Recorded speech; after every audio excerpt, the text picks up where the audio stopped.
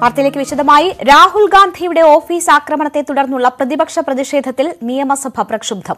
സഭ ചേർന്നയുടൻ തന്നെ പ്രതിപക്ഷം സഭയിൽ പ്രതിഷേധമുയർത്തി. ചോദ്യോത്തരവേള തടസ്സപ്പെടുത്തരുതെന്ന സ്പീക്കറുടെ ആവശ്യം പ്രതിപക്ഷം നിരസിച്ചതോടെ സഭ ഇന്നത്തേക്ക് പിരിഞ്ഞു.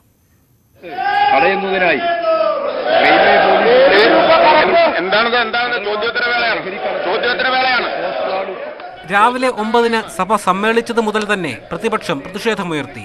രാഹുൽ ഗാന്ധിയുടെ ഓഫീസിന് നേർക്കുള്ള SFI ആക്രമണത്തിനെതിരെ ബാനറുകളും പ്ലക്കാർഡുകളുമേന്തി ബഹളം.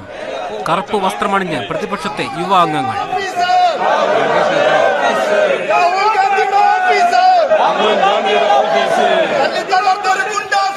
ചോദ്യോത്തരവേളയിൽ മന്ത്രി MV ഗോവിന്ദൻ മറുപടി പറയുന്നതിനിടെയും ബഹളം തുടർന്നു.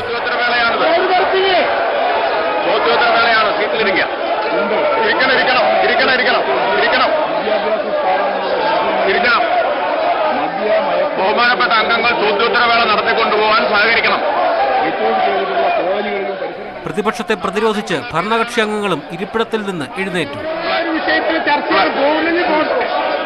പ്ലക്കാർഡുകൾ ഉയർത്തുന്നത് സഭാ ചട്ടങ്ങൾക്കെതിരാണ്. ആ ബാനറും പ്ലക്കാർഡും മാറ്റണം.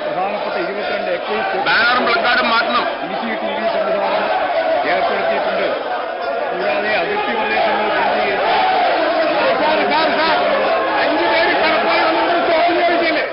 സ്പീക്കറുടെ അഭ്യർത്ഥന തള്ളി പ്രതിപക്ഷം ബഹളം തുടർന്നപ്പോൾ ആദ്യ 5 മിനിറ്റിൽ തന്നെ സഭ നിർത്തിവെച്ചു. സഭാ നടപടികൾ നടത്തിക്കൊണ്ടുപോകാൻ സഹകരിക്കണം.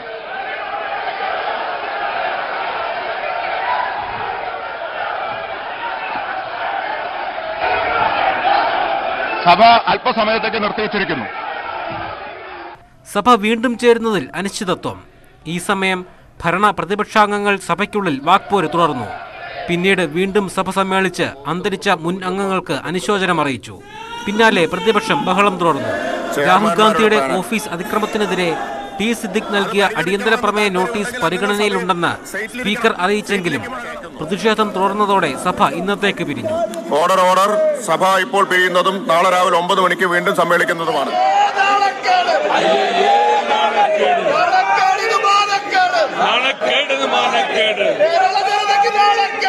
അതിശക്തമായ പ്രതിപക്ഷ പ്രതിഷേധം.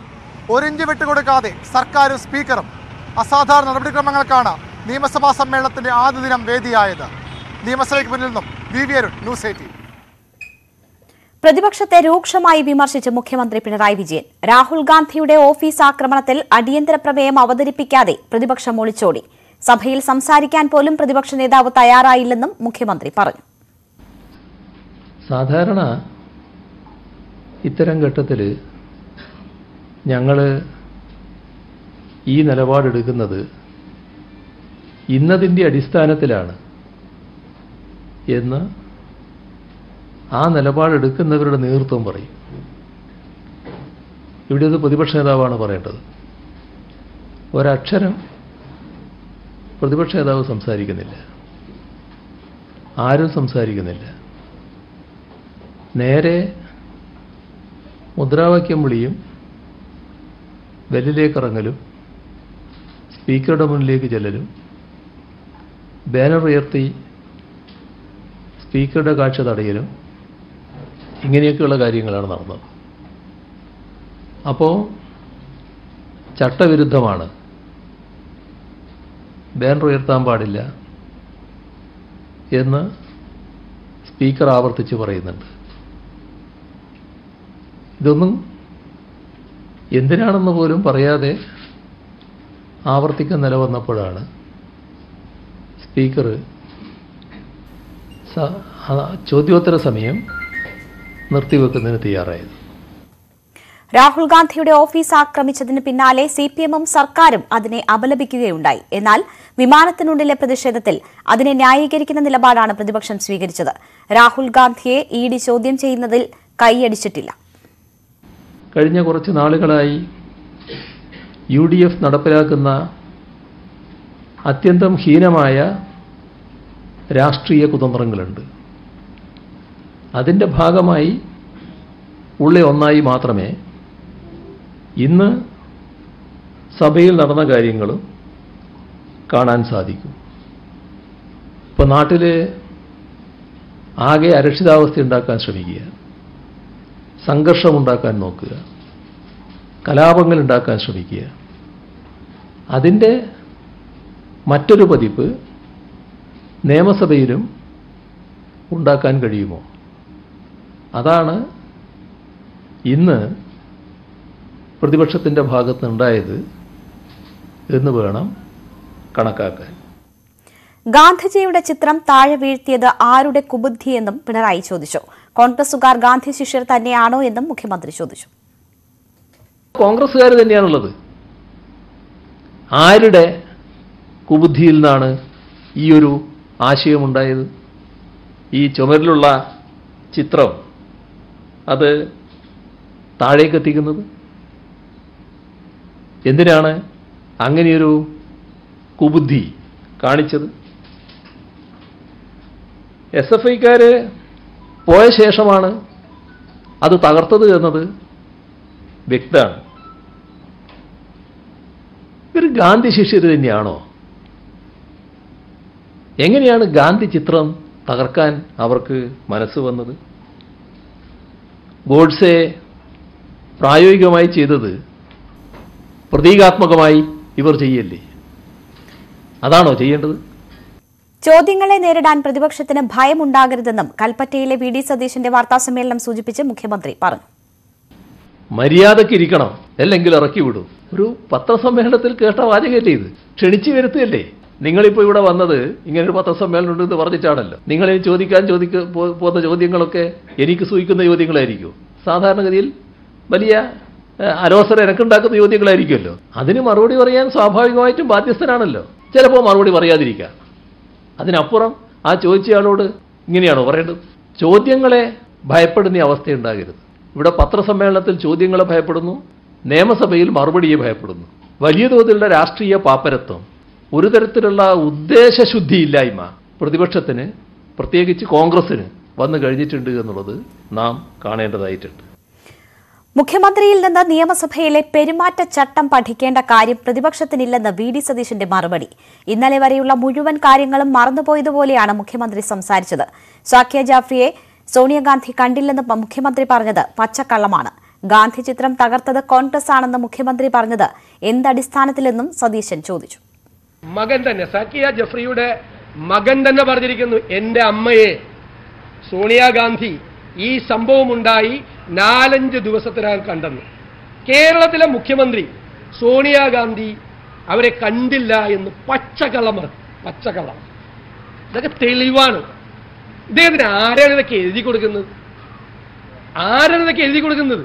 സോണിയാഗാന്ധി ആ MP-യുടെ വിധവയായ ഭാര്യയെ കണ്ടില്ല എന്ന് ഒരു മുഖ്യമന്ത്രി കേരളത്തിനോട് പച്ചക്കള്ളം വിളിച്ചു പറയല്ലേ? എന്തും പറയാം മുഖ്യമന്ത്രിക്ക്, അല്ലേ? 2002 പാർട്ടി നൽകുന്ന രാജീവ് ഗാന്ധി ദേശീയ സദ്ഭാവന പുരസ്കാരം പാർട്ടി നൽകിയത് ടീസ സെറ്റൽവാദിനാണ്. പത്മശ്രീ പുരസ്കാരമാണ് ടീസ സെറ്റൽവാദിന് കൊടുത്തത്.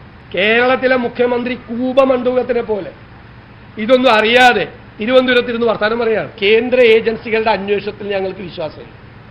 ഞങ്ങൾക്ക് കേന്ദ്രത്തിലും കേരളത്തിലും ഒരേ നിലപാടാണ്. വാളയാറിന് അപ്പുറവും ഇപ്പുറവും 2 നിലപാടല്ല. അപ്പൊ നിങ്ങൾ ഭയപ്പെടുന്നുണ്ടല്ലോ, നിങ്ങൾ സ്വപ്ന സുരേഷിനെ ഭയപ്പെടുന്നുണ്ടല്ലോ. നിങ്ങൾ ഭീതി കൊണ്ടല്ലേ ആ ഫ്ലാറ്റിൽ കയറിയിട്ട് വിജിലൻസിന്റെ സംഘത്തെ കൊണ്ട് ഈ സരിത്തിനെ കിഡ്നാപ്പ് ചെയ്ത് അയാളുടെ കയ്യിൽ നിന്ന് ഫോൺ തട്ടിപ്പറിച്ചത്? അത് CPM ജില്ലാ കമ്മിറ്റിയെ കൊണ്ട് എഴുതി വെപ്പിച്ചേക്കാണ്. മടിയിൽ കനവില്ലാത്തവനും ഭയമില്ലത്. മടിയിൽ കനവില്ല എന്ന് നിങ്ങൾ ബോർഡ് എഴുതി വെച്ചാൽ മാത്രം പോരല്ലോ, നിങ്ങൾക്ക് പേടിയുണ്ട് എന്ന് നിങ്ങൾ വ്യക്തമാക്കുന്നതാണ് നിങ്ങളുടെ ഈ പരിഭ്രാന്തിയും നിങ്ങളുടെ ഈ വെപ്രാളവും. ദുബായ് യാത്രയിൽ ബാഗേജ് എടുക്കാൻ മറന്നിട്ടില്ലെന്ന് നിയമസഭയിൽ മുഖ്യമന്ത്രിയുടെ മറുപടി. 2016 മുതൽ ഇതുവരെ 5 തവണ ദുബായ് സന്ദർശിച്ചിട്ടുണ്ടെന്നും മുഖ്യമന്ത്രി രേഖാമൂലം മറുപടി നൽകി. VV അരുൺ വിവരങ്ങളുമായി ചേരുന്നു. അരുൺ, സ്വർണ്ണക്കടത്തുമായി ബന്ധപ്പെട്ട് ചില ചോദ്യങ്ങൾ മുഖ്യമന്ത്രിയോട് ചോദിച്ചുവെങ്കിലും ചില മറുപടികൾ പറഞ്ഞ് അതിൽ നിന്ന് മുഖ്യമന്ത്രി ഒഴിവാകുകയായിരുന്നു. പക്ഷേ സഭയിൽ രേഖാമൂലം മുഖ്യമന്ത്രി ദുബായ് യാത്രയെക്കുറിച്ച് മറുപടി നൽകിയിരിക്കുന്നു എന്നറിയുന്നു. ആരായിരുന്നു ചോദ്യം ഉന്നയിച്ചത്? എന്താണ് നൽകിയിട്ടുള്ള മറുപടി? Anwar Sadath, Shafi Parambil, IC Balakrishnan, Roji M John ഇവരുടെ ചോദ്യങ്ങൾക്കാണ് മുഖ്യമന്ത്രി രേഖാമൂലം സഭയിൽ മറുപടി നൽകിയത്. മുഖ്യമന്ത്രിയുടെ 2016 മുതൽ ഇതുവരെയുള്ള ദുബായ് യാത്രയുടെ വിവരങ്ങളാണ് ചോദിച്ചത്. അതിലൊരു ഉപചോദ്യമാണ് ഈ യാത്രയിൽ 2016 ദുബായ് യാത്രയുടെ സമയത്ത് മുഖ്യമന്ത്രി എടുക്കാൻ മറന്ന ബാഗേജ് പിന്നീട് UAE കോൺസുലേറ്റിലെ നയതന്ത്ര പ്രതിനിധിയുടെ കൈവശം ദുബായിൽ എത്തിച്ചു നൽകിയിട്ടുണ്ടോ എന്നുള്ളത്. മുഖ്യമന്ത്രിയുടെ ബാഗേജ് എടുക്കാൻ മറന്നിട്ടില്ലെന്നാണ് അതിന് മറുപടി. അതിനൊപ്പം ഒരു ചോദ്യം കൂടിയുണ്ട്. എങ്കിൽ അത്തരത്തിൽ മറന്നു വെച്ചിട്ടുണ്ടെങ്കിൽ പ്രസ്തുത ബാഗേജിൽ കറൻസി കടത്തിയെന്ന സ്വർണ്ണക്കടത്ത് കേസ് പ്രതിയുടെ വെളിപ്പെടുത്തൽ വസ്തുതാപരമാണെന്ന് വ്യക്തമാക്കുമോ? ഈ ബാഗേജ് എടുക്കാൻ മറന്നിട്ടുള്ള ഉത്തരമുള്ളത് കൊണ്ട് തന്നെ രണ്ടാമത്തെ ചോദ്യം ഉദിക്കുന്നില്ല എന്ന മറുപടിയും നൽകിയിട്ടുണ്ട്. മുഖ്യമന്ത്രി ദുബായ് സന്ദർശനം 2016 ഡിസംബർ മുതൽ മുഖ്യമന്ത്രി 5 തവണ ദുബായ് സന്ദർശിച്ചിട്ടുണ്ട്. എല്ലാ യാത്രകളും ഔദ്യോഗിക യാത്രകളാണെന്നും ഈ രേഖാമൂലം നൽകിയ മറുപടിയിൽ മുഖ്യമന്ത്രി തന്നെ വ്യക്തമാക്കുന്നുണ്ട്. ഇന്ന് വാർത്താ സമ്മേളനത്തിൽ മുഖ്യമന്ത്രിയുടെ ഈ വിവാദ വെളിപ്പെടുത്തലുകളെ പറ്റി ചോദിച്ചത് അപ്പോഴും അദ്ദേഹം പറഞ്ഞത് ഇതെല്ലാം നേരത്തെ പറഞ്ഞ ആരോപണങ്ങളാണ്, നേരത്തെ പറഞ്ഞ് പിന്നീട് ജനങ്ങൾ തള്ളിക്കളഞ്ഞ ആരോപണങ്ങളാണെന്ന് പറഞ്ഞ് വ്യക്തമായ മറുപടി ആ ചോദ്യങ്ങൾക്കും മുഖ്യമന്ത്രി ഇന്ന് നൽകിയിരുന്നു. ശരി, VV അരുണാണ് വിവരങ്ങൾ നൽകിയത്. സ്വപ്ന സുരേഷിന്റെ വെളിപ്പെടുത്തലിൽ പ്രതികരണവുമായി മുഖ്യമന്ത്രി. നിയമ നടപടി സ്വീകരിക്കുമോ എന്ന ചോദ്യത്തിന് അത് താൻ ആലോചിക്കാമെന്നും തെരഞ്ഞെടുപ്പിന് മുമ്പ് കെട്ടിപ്പൊക്കി തകർന്ന് തരിപ്പണമായ സംഭവമെന്നുമായിരുന്നു മുഖ്യമന്ത്രിയുടെ പ്രതികരണം. ഈ കഴിഞ്ഞ തെരഞ്ഞെടുപ്പിന് മുൻപ് ഇവിടെ വലിയ തോതിൽ കെട്ടിപ്പൊക്കാൻ നോക്കിയ കാര്യങ്ങൾ എന്തെല്ലാമായിരുന്നു ശ്രമം നടത്തിയിരുന്നത്? ഏതെല്ലാം തരത്തിൽ കേരളം ചർച്ച ചെയ്ത കാര്യമാണത്? അന്ന് ഉയർന്നു വന്ന ഒട്ടേറെ കാര്യങ്ങളുണ്ടല്ലോ. ആ കാര്യങ്ങളുടെ അവസ്ഥ എങ്ങനെയാണ് തകർന്നു പോയത്? പൂർണ്ണമായിട്ട് തകർന്നു വന്നല്ലോ. ഓരോന്നും പുറത്തു വന്നല്ലോ. അന്ന് ചില കാര്യങ്ങൾ ഈ കേസിൽ പെട്ടവർ തന്നെ പറയുന്ന അവസ്ഥയുണ്ടായല്ലോ. ഭരണ നേതൃത്വത്തിലുള്ള ചിലരുടെ മേലെ മൊഴി കൊടുക്കാൻ സമ്മർദ്ദം വരുന്നു എന്ന് അക്കാലത്ത് ചിലർ പറഞ്ഞല്ലോ. അതിൻ്റെ ഭാഗമായി പിന്നീട് അന്വേഷണ ഏജൻസിക്ക് എന്തെങ്കിലും കണ്ടെത്താനായോ? അവർ തിരിച്ചും മറിച്ചും തലങ്ങനും വിലങ്ങനും എല്ലാം പരതിയല്ലോ. എന്തെങ്കിലും കിട്ടിയോ? അതതെ, അതിൽ നല്ലോണം തപ്പ് കൊട്ടിക്കൊടുക്കുന്ന ആൾക്കാരുണ്ടല്ലോ. തപ്പ് കൊട്ടിക്കൊടുക്കുകയല്ലേ ആളുകൾ. എന്താണ് അതിൻ്റെ ഉദ്ദേശം എന്നുള്ളത് നാടിന് വ്യക്തമാണല്ലോ. പക്ഷെ അങ്ങനെയൊന്നും അപകീർത്തിപ്പെടുന്ന ഒന്നല്ല എൻ്റെ പൊതുജീവിതം. അതിലെനിക്ക് പൂർണ്ണ വിശ്വാസമുണ്ട്. എന്തായിട്ടാ നിങ്ങൾക്ക് തോന്നുന്നത് നോക്കിയാൽ മതി. അതതെ, അതാണല്ലോ പറയുന്നത്. ഞാനും അത് കേട്ടപ്പോഴാണല്ലോ അറിയുന്നത്. നിയമസഭയിൽ അപ്രഖ്യാപിത മാധ്യമ വിലക്ക്. പ്രസ് ഗ്യാലറിയിലല്ലാതെ മറ്റൊരു ഭാഗത്തും മാധ്യമങ്ങളെ പ്രവേശിപ്പിച്ചില്ല. പ്രതിപക്ഷ പ്രതിഷേധ ദൃശ്യങ്ങൾ PRD പ്രക്ഷേപണം ചെയ്തില്ല. പ്രതിഷേധമുയർന്നതോടെ സ്പീക്കറുടെ ഓഫീസ് ഇടപെട്ട് പ്രവേശന നിയന്ത്രണം ഒഴിവാക്കി. നിയമസഭാ പ്രധാന കവാടം മുതൽ പരിശോധന തുടങ്ങി. ആദ്യ ദിവസങ്ങളിൽ സ്ഥാപനത്തിന്റെ തിരിച്ചറിയൽ രേഖകൾ കാണിച്ചാൽ സഭയിൽ പ്രവേശിപ്പിക്കുമായിരുന്നു. എന്നാൽ ഇന്ന് പ്രവേശനം അനുവദിച്ചില്ല. മാധ്യമപ്രവർത്തകർക്കുള്ള നിയമസഭാ തിരിച്ചറിയൽ രേഖകളില്ലാത്ത എല്ലാവരെയും പ്രധാന കവാടത്തിൽ തടഞ്ഞു. നിയമസഭാ വാതിൽക്കലും പരിശോധന കർശനമാക്കിയിരുന്നു. പ്രസ് ഗാലറിയിൽ മാത്രമായിരുന്നു മാധ്യമപ്രവർത്തകർക്ക് പ്രവേശനമുണ്ടായിരുന്നത്. പ്രതിപക്ഷ നേതാവ്, മന്ത്രിമാർ എന്നിവരുടെ ഓഫീസുകളിലേക്ക് കടത്തിവിട്ടില്ല. നിയമസഭാ സമ്മേളനം തുടങ്ങിയപ്പോൾ തന്നെ പ്രതിപക്ഷം ബഹളം തുടങ്ങി. പക്ഷേ ആ ദൃശ്യങ്ങൾ PRD ഔട്ടിൽ ഉണ്ടായിരുന്നില്ല. പ്രതിപക്ഷ പ്രതിഷേധങ്ങൾ ശക്തമായി തുടരുമ്പോഴും ഭരണപക്ഷാംഗങ്ങളുടെ ഭാഗത്തുനിന്നുള്ള ദൃശ്യങ്ങൾ മാത്രമായിരുന്നു PRD പുറത്തുവിട്ടത്. ഒടുവിൽ പ്രതിപക്ഷാംഗങ്ങൾ സ്വയം വീഡിയോ ചിത്രീകരിച്ച് പുറത്തുവിട്ടു. സഭയിൽ നടന്ന കാര്യങ്ങളുടെ ദൃശ്യങ്ങൾ 4 മിനിറ്റ് 55 സെക്കൻഡ് മാധ്യമങ്ങൾക്ക് കൊടുത്തപ്പോൾ അതിൽ ഗവൺമെന്റിന് വേണ്ട ദൃശ്യങ്ങൾ മാത്രമായിട്ട് കൊടുക്കാൻ ആരുടെ ഡയറക്ഷൻ ഉണ്ടായി? എന്തിനാണ് മാധ്യമങ്ങളെ വിലക്കിയത്?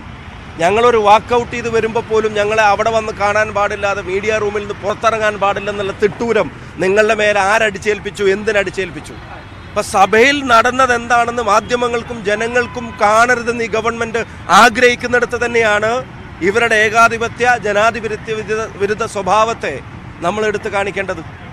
സംഭവ വിവാദമായതോടെ സ്പീക്കറുടെ ഓഫീസ് ഇടപെട്ട് പ്രവേശന നിയന്ത്രണങ്ങൾ പിൻവലിച്ചു. വാച്ച് ആൻഡ് വാർഡിന് നൽകിയ നിർദ്ദേശങ്ങൾ തെറ്റായി നടപ്പാക്കിയതാണെന്നാണ് വിശദീകരണം.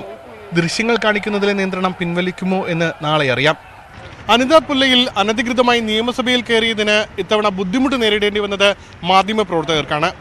അസാധാരണമായ മാധ്യമ വിലക്ക് ഒടുവിൽ വിവാദമായതോടെ സ്പീക്കറുടെ ഓഫീസ് തിരുത്തി. ഉമേഷ് ബാലകൃഷ്ണൻ, ന്യൂസ് 18, തിരുവനന്തപുരം. നിയമസഭയിൽ മാധ്യമ വിലക്കില്ലെന്ന് സ്പീക്കർ MP രാജേഷ് പിന്നീട് വിശദീകരിച്ചു. സുരക്ഷാ ക്രമീകരണങ്ങളും പാസ് പരിശോധനയും കർശനമാക്കാൻ നിർദ്ദേശിച്ചിരുന്നു. മാധ്യമ വിലക്കെന്നത് തെറ്റായ വാർത്തയാണ്. സഭാ നടപടികൾ കാണിക്കാനാണ് സഭാ TV. പ്രതിപക്ഷ പ്രതിഷേധം സഭാ TV കാണിക്കാത്തതിനാലാണ് സ്പീക്കറുടെ വിശദീകരണം. പഴയ പാസുള്ളവർക്കും റിപ്പോർട്ട് ചെയ്യാൻ അനുമതി തന്നിട്ടുണ്ട്. പിന്നെ പാസ് എന്ന് കുറച്ച് കർശനമായിട്ട് ചോദിച്ചിട്ടുണ്ടാവും. അതെല്ലാവരോടും ചോദിക്കണമെന്ന് പറഞ്ഞിരുന്നു. കാരണം മുഖപരിചയം സാധാരണ പലപ്പോഴും അല്പം ലിബറലായിട്ട് ഉണ്ടാവാറുണ്ട്. മുഖപരിചയമൊക്കെ ഉണ്ടെങ്കിൽ പാസ് ചോദിക്കാതെ ഒക്കെ കടത്തിവിടുന്ന സ്ഥിതിയുണ്ട്, നമ്മുടെ ശ്രദ്ധയിൽപ്പെട്ടിട്ടുണ്ട്. അപ്പോഴാണ് ചില അപകടങ്ങളൊക്കെ സംഭവിക്കുക. അപ്പം അതുകൊണ്ട് പാസ് ചോദിക്കാം എന്ന് പറഞ്ഞു. എനിക്ക് തോന്നുന്നു മാധ്യമപ്രവർത്തകർക്ക് അത് കുറച്ച് ബുദ്ധിമുട്ടായിട്ട്, ഞങ്ങൾ ഇത്രയും കാലമായിട്ട് മാധ്യമപ്രവർത്തനം നടത്തുന്നു, നിയമസഭയിൽ വരുന്നു, എന്നിട്ട് ഇന്നെന്താണ് പതിവില്ലാതെ ചോദിക്കുന്നതെന്നുള്ള ഒരു ബുദ്ധിമുട്ട് ചിലപ്പോൾ ഉണ്ടായിട്ടുണ്ട്. അത് ഞാൻ നേരത്തെ പറഞ്ഞു. പാസ് ചോദിക്കാനേ പാടില്ല എന്നൊരു സാഠ്യം ഉണ്ടാവരുത്. പാസ് ചോദിക്കും. പിന്നെ പക്ഷേ നേരത്തെ പറഞ്ഞ ബുദ്ധിമുട്ടൊന്നും ഉണ്ടാവില്ല, അത് ഉറപ്പാക്കി. പാസ്സുള്ളവർക്ക് എവിടെയൊക്കെ നേരത്തെ പോകാൻ പറ്റുമായിരുന്നു അവിടെയൊക്കെ പോകാം. ഇന്നത്തെ രീതി തുടർന്നാൽ സഭാ ടി വി ബഹിഷ്കരിക്കുമെന്ന് പ്രതിപക്ഷ നേതാവ് വി ഡി സതീശൻ. സഭാ ടിവിയെ CPM TV ആക്കാൻ നോക്കേണ്ട. സഭാ ടിവിയിൽ ഇന്ന് ഭരണപക്ഷത്തെ പ്രതിഷേധം മാത്രം കാണിച്ചതിനോടാണ് സതീശന്റെ പ്രതികരണം. അല്ല, വിഷ്വല് കാണിക്കാത്താണെങ്കിൽ ഈ സഭാ ടി വിയുമായിട്ട് ഞങ്ങൾ പൂർണ്ണമായും നിസ്സഹകരിക്കും. സഭാ ടി വി ഈ പറയുന്നത് തുടരുകയാണെങ്കിൽ, ഇന്ന് ചെയ്ത് തുടരുകയാണെങ്കിൽ ആ സഭാ ടി വി അവിടെ വെച്ചുകൊണ്ട് ടെലികാസ്റ്റ് ചെയ്യാൻ ഞങ്ങൾ സമ്മതിക്കില്ല. അത് വേണ്ടല്ലോ. ഞങ്ങളെ മാത്രം കാണിക്കാതെ, ഞങ്ങൾ പറയുന്നത് കാണിക്കാതെ ഭരണകക്ഷി മാത്രം കാണിച്ചുകൊണ്ടുള്ളൊരു സഭാ ടി വി വേണ്ട. അത് CPM TV എന്ന് പറഞ്ഞാൽ മതിയല്ലോ. സഭാ ടി വി ആണെങ്കിൽ സഭാ ടി വി മര്യാദയായിട്ട് ചെയ്യണം. ഇല്ലെങ്കിൽ സഭാ ടി വി ടെലികാസ്റ്റ് ചെയ്യാൻ ഞങ്ങൾ സമ്മതിപ്പിക്കില്ല. ഇടവേള.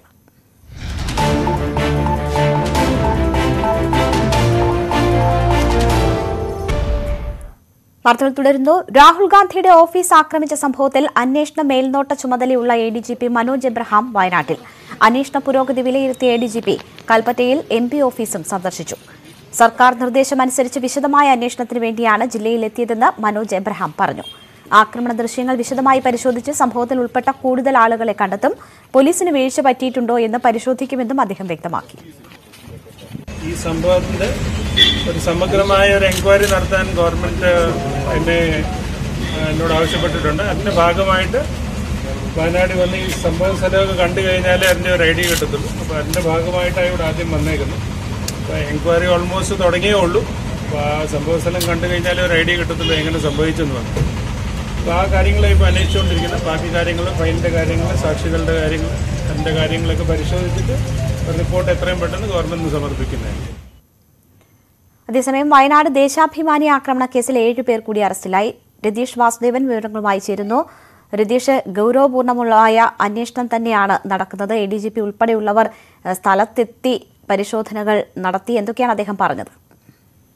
രേണുക, സർക്കാരും പോലീസും ഇതിൽ വലിയ ഗൗരവമായിട്ടുള്ള മുന്നോട്ടുപോക്ക് തന്നെയാണ് നടത്തുന്നതെന്നാണ് ADGPയുടെ ഈ മേൽനോട്ട ചുമതലയുള്ള അന്വേഷണ മേൽനോട്ട ചുമതലയുള്ള ADGP മനോജ് എബ്രഹാം തന്നെ വയനാട്ടിലെത്തി ഈ അന്വേഷണ പുരോഗതിയുടെ പ്രാഥമിക വിലയിരുത്തൽ അടക്കം നടത്തിയത്.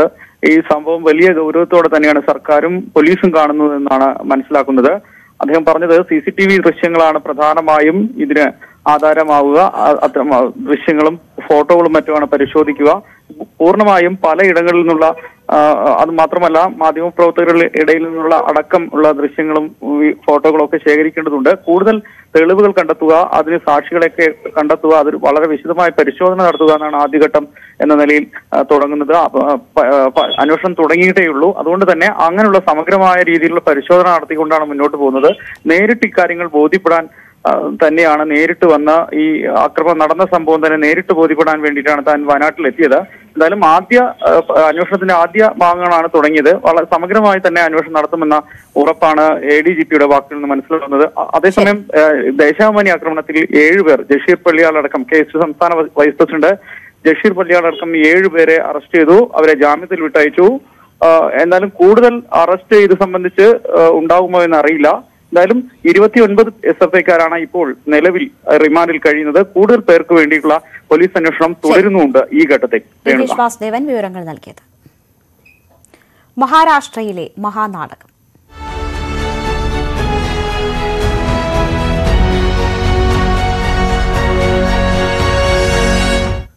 മഹാരാഷ്ട്രയിലെ നിയമ പോരാട്ടത്തിൽ വിമതപക്ഷത്തിന് ആശ്വാസം. ജൂലൈ 12 വരെ MLA-മാരെ അയോഗ്യരാക്കരുതെന്ന് സുപ്രീംകോടതി ഉത്തരവിട്ടു. തൽസ്ഥിതി തുടരണമെന്നാണ് നിർദ്ദേശം.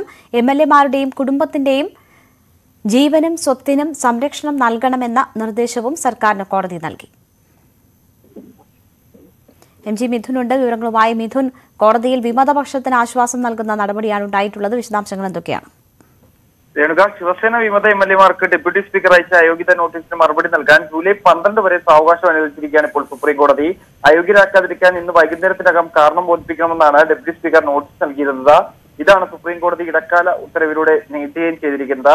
ഹർജിയിൽ മഹാരാഷ്ട്ര ഡെപ്യൂട്ടി സ്പീക്കർക്കും ഒപ്പം തന്നെ ശിവസേന കക്ഷി നേതാക്കൾക്കും സുപ്രീം കോടതി നോട്ടീസ് അയച്ചിട്ടുണ്ട്. ഡെപ്യൂട്ടി സ്പീക്കർ നരഹരി സീതാറാം സിർവാളിനും ശിവസേന നിയമസഭാ കക്ഷി നേതാവ് അജയ് ചൌധരി, ചീഫ് വിപ്പ് സുനിൽ പ്രഭു എന്നിവർക്കാണ് നോട്ടീസ് നൽകിയിരിക്കുന്നത്. കേന്ദ്ര സർക്കാരിനും നോട്ടീസ് നൽകുകയും ചെയ്തിട്ടുണ്ട്. 5 ദിവസത്തിനകം എതിർ സത്യാവാങ്മൂലം നൽകണമെന്നും ജൂലൈ 11 കേസ് വീണ്ടും പരിഗണിക്കുമെന്നും കോടതി വ്യക്തമാക്കിയിട്ടുണ്ട്. ഒപ്പം തന്നെ നിയമസഭാ കക്ഷി നേതൃസ്ഥാനത്ത് നിന്ന് ഷിൻഡയെ മാറ്റി ഉദ്യോഗപക്ഷത്തെ അജയ് ചൌധരി നിയമിച്ചതും ഡെപ്യൂട്ടി സ്പീക്കർക്കെതിരായ അവിശ്വാസ പ്രമേയം തള്ളിയതും ഹർജിയിൽ ചോദ്യം ചെയ്യുകയും ചെയ്തിരുന്നു. എന്തായാലും ഡെപ്യൂട്ടി സ്പീക്കറെ നീക്കുന്നതിന് തീരുമാനമെടുക്കുന്നതുവരെ MLA-മാർക്കെതിരെ നടപടി പാടില്ല എന്നാണ് ഇപ്പോൾ കോടതി നിർദ്ദേശം നൽകിയിരിക്കുന്നത്. അതേസമയം ഈ സുരക്ഷ ആവശ്യപ്പെട്ട് MLA-മാരുടെ സ്വത്തുവകകൾക്കും ഒപ്പം തന്നെ കുടുംബത്തിനും സുരക്ഷ ഏർപ്പെടുത്തണമെന്ന ഹർജി പരിഗണിച്ചിരുന്നു.